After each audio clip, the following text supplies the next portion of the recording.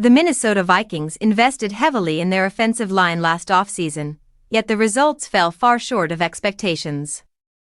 They signed former Colts starters Ryan Kelly and Will Fries to deals totaling over $100 million and used a first-round pick on Donovan Jackson, but the unit still finished the 2025 season ranked 31st in pass protection.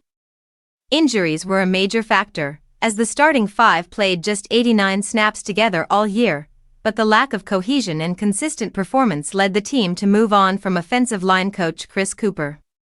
Kuper, hired in 2022 as part of Kevin O'Connell's staff, earned credit for developing Christian Darrisaw and Blake Brandel into starters, yet the rest of the line struggled. Observers noted that former Vikings linemen have thrived elsewhere, highlighting the contrast. Center Garrett Bradbury allowed a career-low 21 pressures and 0 sacks with the Patriots.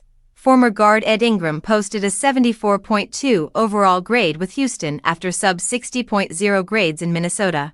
Ezra Cleveland had his best pass protection season with the Jaguars, and Dalton Risner achieved a career-low 17 pressures with the Bengals. These performances reinforced the perception that Minnesota's struggles were as much about coaching as injuries. Christian Darrisaw's absence was central to the Vikings' offensive line woes. Recovering from knee surgery, Darrisaw played just over half of the team's snaps, forcing constant reshuffling and 20 different line combinations over the season. Ryan Kelly's concussion issues compounded the instability, leaving the Vikings scrambling to protect the quarterback against elite defensive fronts. GM Kwesi Adofo-Mensah stressed that the team must prioritize depth at tackle moving forward, noting that having capable backups ready to step in is critical to maintaining performance when injuries strike. The Vikings' struggles highlight how fragile offensive line performance can be, even with major investments and high draft capital.